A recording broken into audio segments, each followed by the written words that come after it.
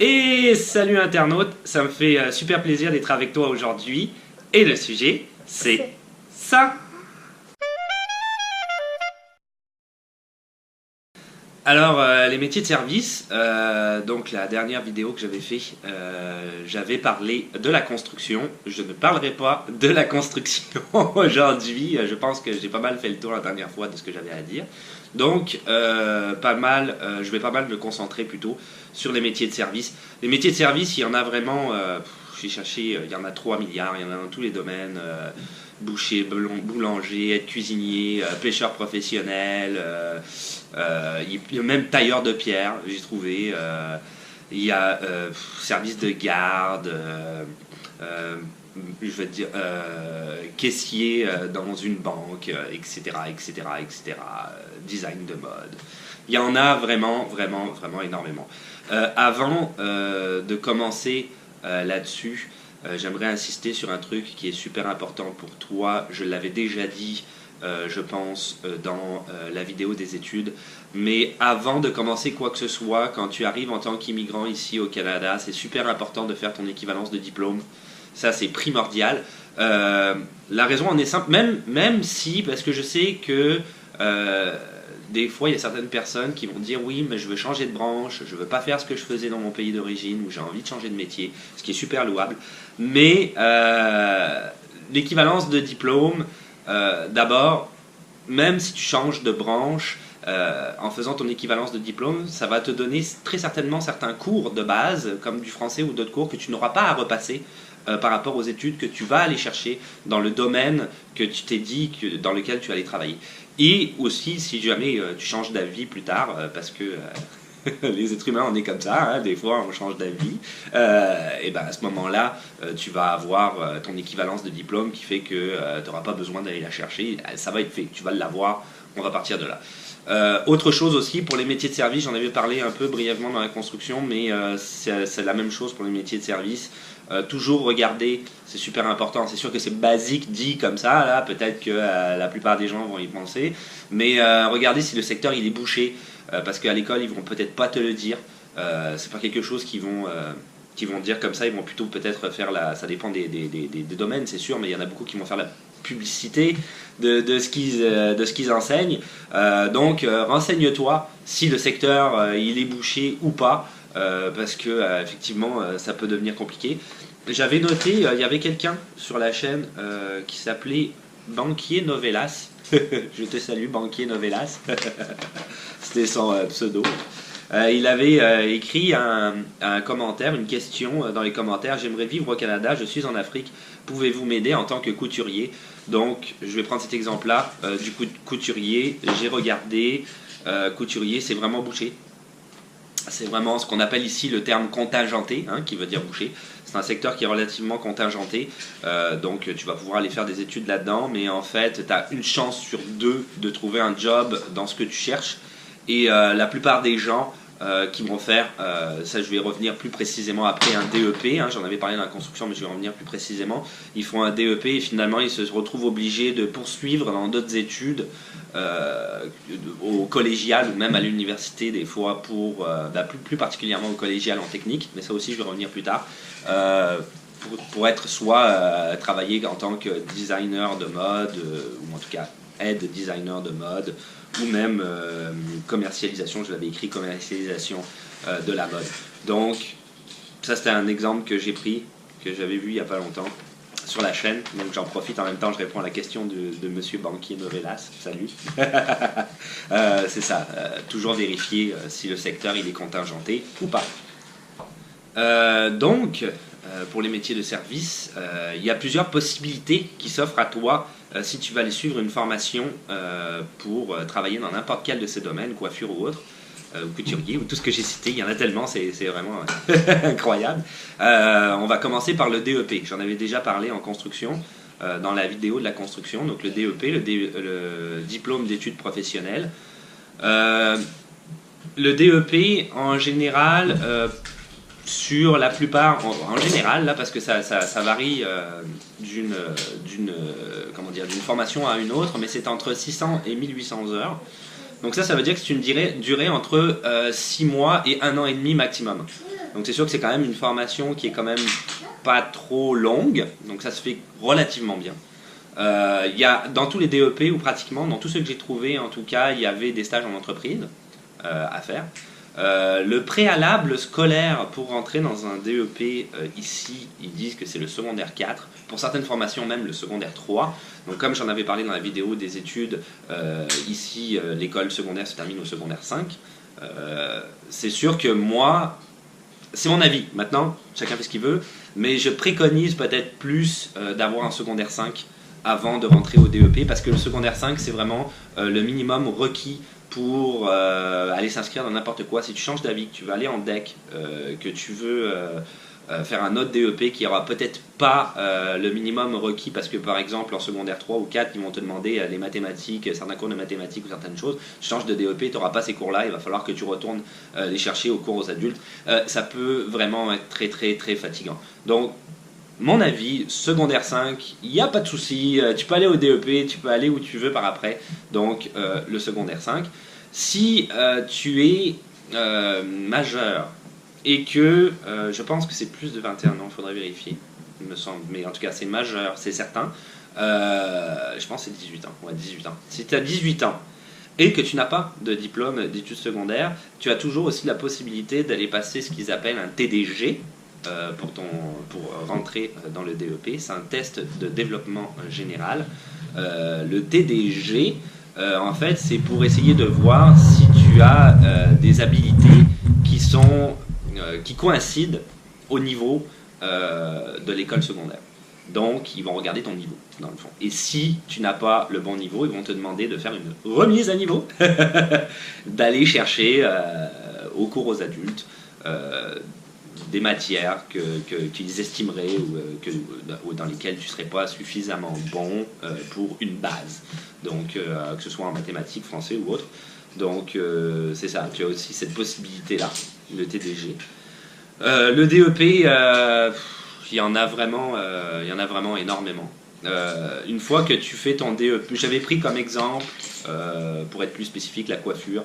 J'avais regardé, c'était 1455 heures le DEP, à savoir que c'était 30 heures par semaine et que là-dessus, tu avais 3 semaines de stage en entreprise. Bon, ça donne une idée à peu près de vers quoi tu t'en vas et de ce que ça va donner. Ensuite, après le DEP, existe l'ASP, c'est l'attestation de spécialité professionnelle. Ça, c'est très très simple en fait. Pour donner un exemple vraiment pratique, j'ai fait un DEP en secrétariat. Et je veux devenir secrétaire médical ou juridique. Donc là, ça va être un ASP médical ou un ASP juridique. C'est une formation que tu peux faire pendant que tu travailles, pendant que tu es secrétaire. Et c'est une formation qui est quand même relativement courte. Hein, tu ne refais pas un DEP. Donc l'ASP, il en existe énormément aussi. Ça permet de te spécifier. Et encore une fois, pour le salaire, c'est peut-être plus intéressant parce que tu t'en vas aller chercher des salaires plus hauts que juste secrétaire. Tu deviens secrétaire juridique. Il y a aussi l'AEC, l'attestation d'études collégiales. Alors, contrairement à un DEP, l'AEC, c'est vraiment une toute petite formation. C'est vraiment pas grand-chose. Je ne sais même pas si on peut considérer avoir un diplôme. Je pense que oui, quand même, c'est sanctionné à la fin de la formation. Mais c'est ça, c'est loin d'être un DEP. L'AEC existe principalement pour les gens qui voudraient arriver sur le marché du travail très rapidement, ou y retourner. Hein. Ceux qui voudraient retourner sur le marché du travail, ils n'ont pas envie de faire une formation qui va durer des millions d'années. Donc à ce moment-là, tu t'en vas faire un AEC. Pour exemple, j'avais pris, il me semble, caissier dans une banque. Ça, c'est 210 heures. C'est vraiment très peu. Ou agent immobilier, 570 heures. Donc c'est les deux que j'avais trouvé comme exemple. On voit carrément que c'est vraiment très très rapide. Tu peux faire ça même si tu veux en cours du soir. J'avais connu quelqu'un qui voulait devenir courtier immobilier, agent immobilier. Et il avait fait ça pendant qu'il travaillait en cours du soir, 1 heure ou 2 le soir. C'est sûr que c'était un petit peu plus long parce que il faisait pas ça à temps plein. Mais ça se fait quand même très très bien. Donc tu peux chercher plein de petites formations comme ça peut être super intéressant, faire plein de choses dans la vie. L'AEC, c'est pas mal fait pour ça, quoi. Alors, l'AEC, il y a quelque chose de vraiment important que j'ai oublié de dire. Le préalable requis pour l'AEC, c'est le secondaire 5, absolument secondaire 5. C'est pas possible autrement. Ensuite, je dis beaucoup ensuite, Je dis tout le temps ensuite en fait. Le deck. Il y a un deck, j'en avais parlé dans la vidéo sur les études. Le deck général qui est une sorte de, comment je dirais, préalable pour l'université qu'on va faire et on va continuer les études à l'université. Par exemple, je fais un deck en sciences nature qui sont des mathématiques forts et je m'en vais en ingénieur à l'université. Il y a plein de decks de ce style-là qui existent. Mais il y a aussi le deck technique. Donc lui c'est un peu différent, on se spécialise dans un métier, la plupart du temps c'est des métiers services, hein, c'est beaucoup des métiers services, on se spécialise là-dedans. La durée c'est entre 3 et 4 ans, mais c'est vrai que certains decks généraux vont être entre 2 et 3 ans, donc on va dire pour une bonne fourchette entre 2 et 4 ans, mais les techniques peuvent être un petit peu plus longues. Comme deck technique, exemple, j'ai trouvé technicien en loisirs, il y en a vraiment énormément, hein. Il y a le technicien en informatique, technicien en loisirs dans les écoles, le gars qui va s'occuper de toutes les activités, ça porte bien son nom, hein, de loisirs à l'école, le technicien en travail social, c'est dans le fond il y en a un peu partout, il y en a dans les écoles, mais tu as aussi des gens qui vont s'occuper au sein d'organisations des personnes les plus démunies de la rue. Donc ils vont avoir accès directement à ces gens-là et ça va être un soutien psychologique et autres. Travail social, travailleur social, c'est quand même assez vaste comme job. Ils font beaucoup de choses au niveau. Ils ont beaucoup de ressources aussi pour aider les gens. Donc technicien en travail social, technicien du service d'éducation à la petite enfance. Ça, je vais y revenir peut-être après parce que j'ai un petit exemple à ce sujet-là. Donc, c'est ça. Ce qui est très intéressant avec le deck technique, c'est que il y a des cours que tu vas passer de base, de français, ou d'anglais, etc. L'épreuve uniforme de français, je pensais à ça plus précisément, j'en parlais dans la vidéo des études, qui est obligatoire, peu importe le deck que tu passes. Donc, si par la suite tu décides de faire autre chose et de repartir sur un deck général ou pourquoi pas un autre deck technique, mais tu vas avoir tous tes cours de base, anglais, français, philosophie, etc., ça va être fait. Tu n'auras plus que les matières de ta spécialité que tu vas devoir suivre. Donc, c'est quand même beaucoup plus simple. Donc, il existe aussi le deck technique. C'est sûr que dans toutes ces formations-là, il peut y avoir... C'est là où ça devient un petit peu complexe. Il y a des nuances à avoir par rapport à toutes ces formations-là. Je vais prendre un exemple plus précis. Je me souviens, j'ai en tête des internautes, Catherine, Jean-Marc et Mélène, que je salue. Salut.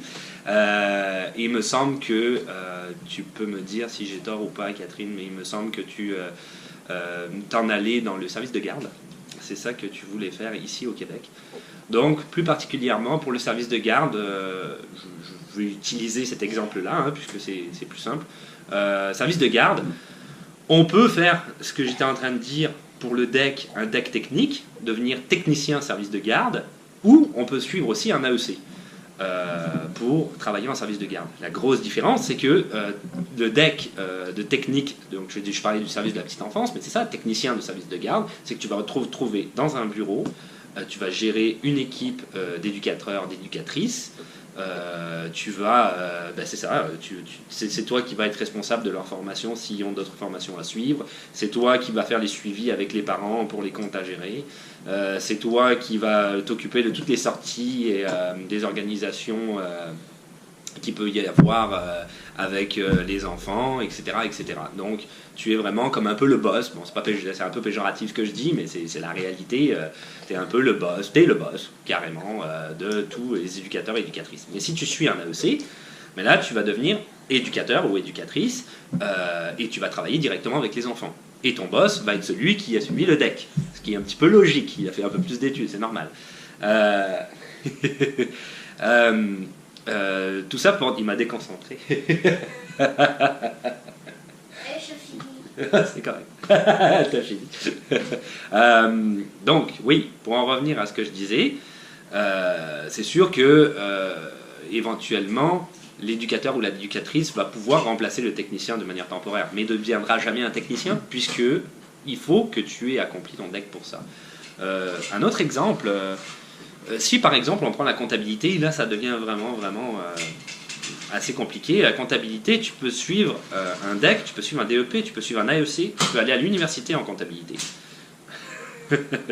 Il est certain que là-dedans, si tu as suivi un AEC, qui est quoi, de 500 heures, quelque chose comme ça, et que tu veux travailler en comptabilité, ça va pas être la même chose que si tu as été à l'université, que tu t'es tapé un DEC avant, que tu as été à l'université après, tu n'auras pas le même job.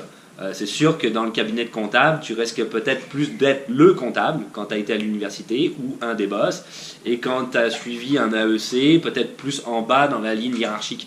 Mais encore une fois, c'est normal. Le gars, il a fait énormément d'études, il s'attend à faire peut-être des choses plus poussées que quelqu'un qui a suivi un AEC.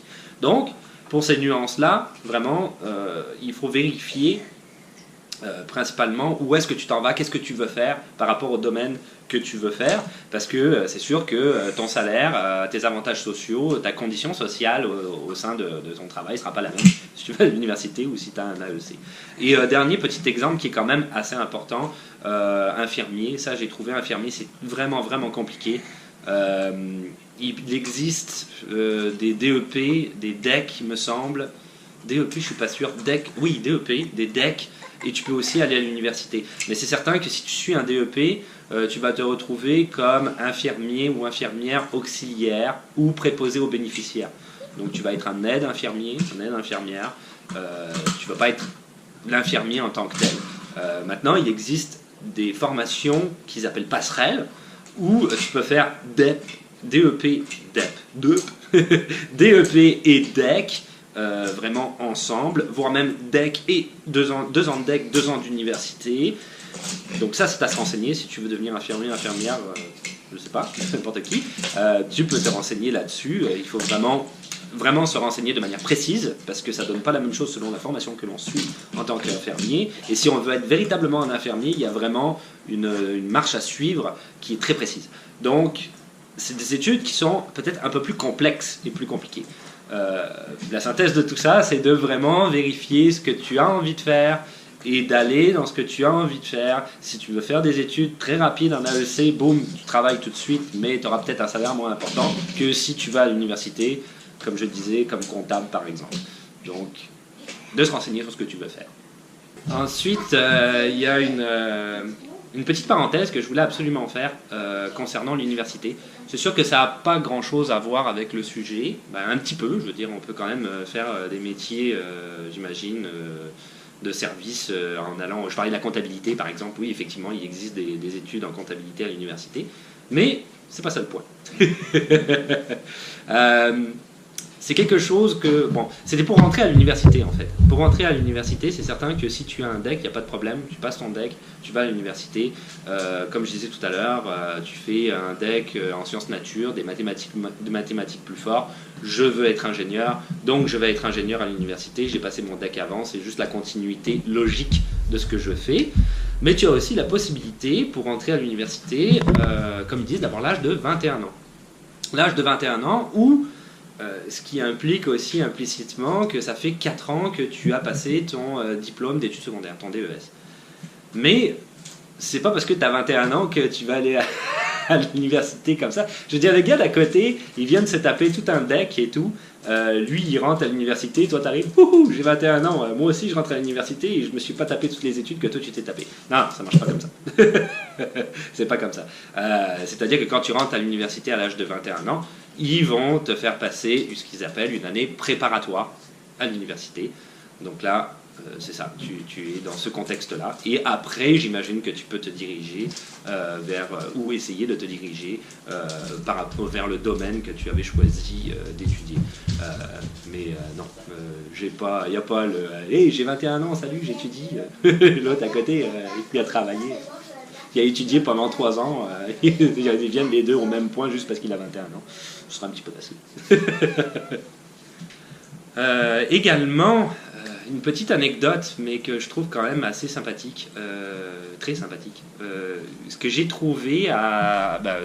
ce que j'ai trouvé à travers les... en fait, oui, non. C'est à travers certaines recherches, j'ai trouvé qu'il existait une technique d'embaumeur. Alors, oui, pour travailler dans les services funéraires. Il en existe Tu peux le faire qu'à une seule place au Québec, au Collège Rosemont. Tu peux pas le faire ailleurs. Le service et le cheminement d'études, le DEC est contingenté à mort. C'est super dur de rentrer là. Je pense que c'est genre 20 personnes par année ou quelque chose comme ça. Et donc, c'est ça, t'es embaumeur, hein, tu mets du jus dans les corps, tu les maquilles, tu les disposes du jus dans les corps, en tout cas, c'est peut-être un peu exagéré ce que je viens de dire, je sais pas, je suis pas embaumeur. Mais c'est ça, c'est vraiment tout le job que tu fais en arrière du salon funéraire. Donc c'est certain qu'ils te font passer un entretien, hein, ils veulent savoir si tu es sain d'esprit, si c'est vraiment ta vocation, si c'est exactement ce que tu veux faire, si tu corresponds, j'imagine, à ce qu'eux ils recherchent en tant qu'individu passionné par ce genre de métier-là. Donc ça existe. Il existe aussi un AEC qui est à la ville de Saint-Augustin, exactement. Mais c'est pas tout à fait la même chose. C'est comme j'expliquais, hein, tu vas pas faire un DEC et un AEC pour te rendre exactement au même point. Hein, c'est deux choses différentes. Donc l'AEC, lui, il va... J'ai un chien. L'AEC, lui, il va te permettre, c'est 4 ou 500 heures, je ne sais plus exactement, il va te permettre de devenir, pas le service à la clientèle, mais presque, c'est un peu péjoratif, service à la clientèle. Tu vas t'occuper vraiment d'accueillir les gens, de gérer un petit peu la situation auprès de la famille, comment ça va se passer, et comment tout va s'organiser au sein du salon funéraire. Donc c'est vraiment deux choses différentes, mais c'est très très dur de rentrer là-dedans parce qu'il y a très peu de formations données, il n'y en a que 2, et c'est très contingenté. Donc c'est ça, embaumeur, si tu veux être embaumeur. Pour terminer, quelque chose qui est quand même relativement important qui peut t'aider pour les études. J'en avais déjà parlé dans la vidéo des études, je sais, je l'ai déjà dit, je me répète beaucoup. La vidéo des études, je l'ai dit 1000 fois. Tu peux être admissible au programme des prêts et bourses, donc c'est gouvernemental. C'est quand même très intéressant. Alors bien sûr, il y a plusieurs conditions à remplir. Une des premières conditions, c'est d'être citoyen canadien ou résident permanent. Donc ça exclut le fait d'avoir un visa étudiant. Un visa étudiant, j'arrive plus à parler. Un visa étudiant. Mais pas de panique, parce qu'il existe quand même des accords entre les pays. J'en avais parlé, encore une fois, je le dis, dans la vidéo des études. Donc ça, je te renvoie à ça, parce que j'en avais parlé vraiment précisément des accords entre pays. Donc, résident permanent, citoyen canadien. Il ne faut pas que tu aies des ressources financières suffisantes pour continuer tes études, ça c'est important, donc là tu es admissible au programme des prêts et bourses, et il faut aussi que tu sois aux études, ce qu'ils appellent à temps plein. Donc à temps plein, ça veut dire en fait 9 à 12 crédits par session, par semestre. Dans la vidéo, je l'avais dit, un cours équivaut à peu près à 3 crédits, donc ça donne une idée. Ça veut dire aussi que quelque part tu peux quand même travailler à côté de ça. C'est pas non plus, t'es pas obligé de rester à la maison. Maintenant, gérer travail, études et famille, si tu as une famille, ça peut être vraiment compliqué aussi. Donc ça c'est à voir, c'est au cas par cas. Mais les prêts et bourses, ça peut être très très intéressant, peu importe la formation que tu suis, ça aide financièrement quand même pas mal. Et plus tu montes en niveau d'études et plus les aides sont importantes. Donc vraiment, renseigne-toi là-dessus. Si tu es ici et que tu veux faire des études, ça peut vraiment beaucoup t'aider. Et voilà, c'est tout pour aujourd'hui. Alors, juste avant que je termine, je voulais dire à Potatoes, j'aime bien ton pseudonyme, Potatoes, que j'ai pas oublié ce que tu m'avais suggéré comme vidéo dans les commentaires. Et ça va être la prochaine vidéo. Donc, merci de la suggestion, ça m'a donné une idée.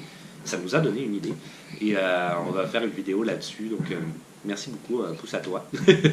Donc c'est ça, c'est tout pour aujourd'hui. Si tu veux laisser des questions, des suggestions ou même des commentaires dans les commentaires, un petit pouce bleu, yes man, parce que ça fait toujours plaisir. De ne pas oublier de t'abonner, comme ça c'est plus simple de voir s'il y a des nouvelles vidéos.